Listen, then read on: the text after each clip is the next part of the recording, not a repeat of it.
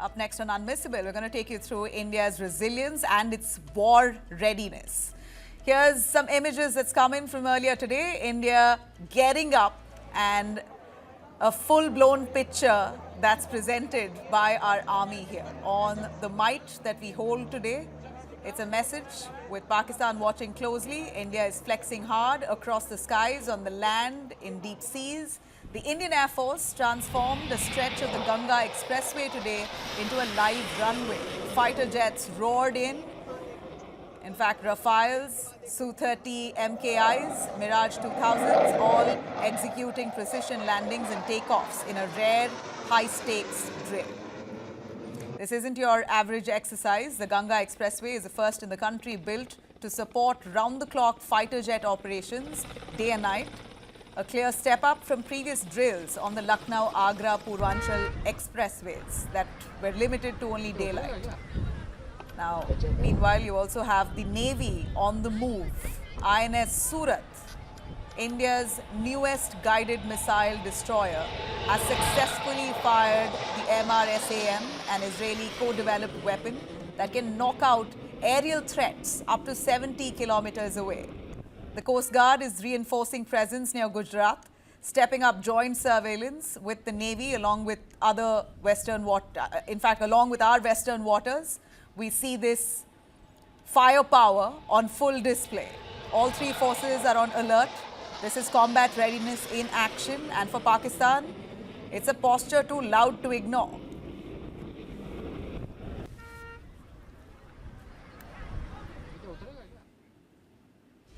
Now, as India guards our borders, we're looking at Pakistan for the 8th consecutive day violating ceasefire.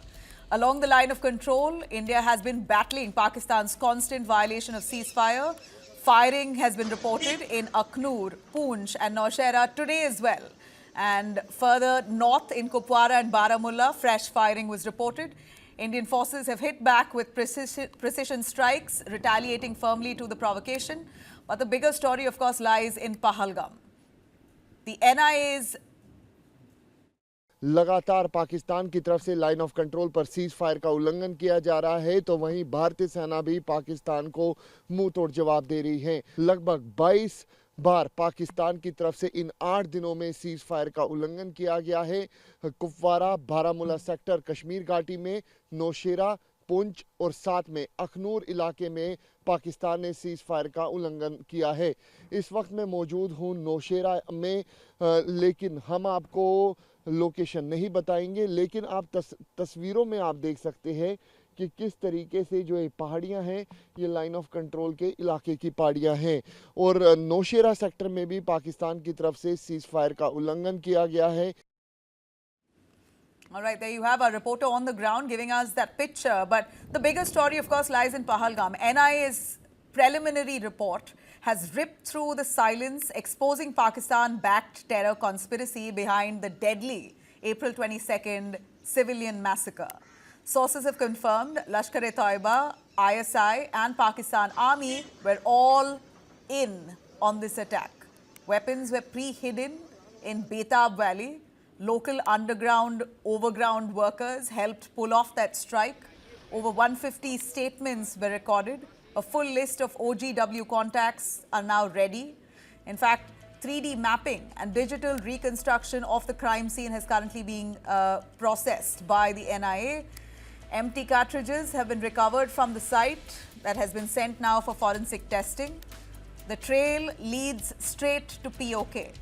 The attackers were in live contact with Pakistani handlers while hauled up in Pakistan-occupied Kashmir. Two names lead the hit squad, Hashim Musa and Ali Bhai, both Lashkar men. In fact, NIA believes the plot was sanctioned directly from Lashkar headquarters under ISI orders. Now, this damning report led by the NIA DG is now headed to the Home Ministry.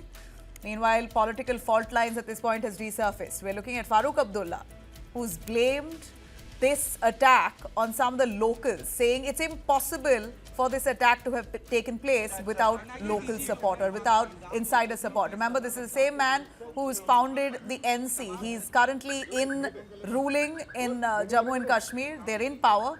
And he's admitted that without local support, it can't be possible. He, in fact, recalls Azhar's 1999 release, a man who was entrenched in militancy and terrorism.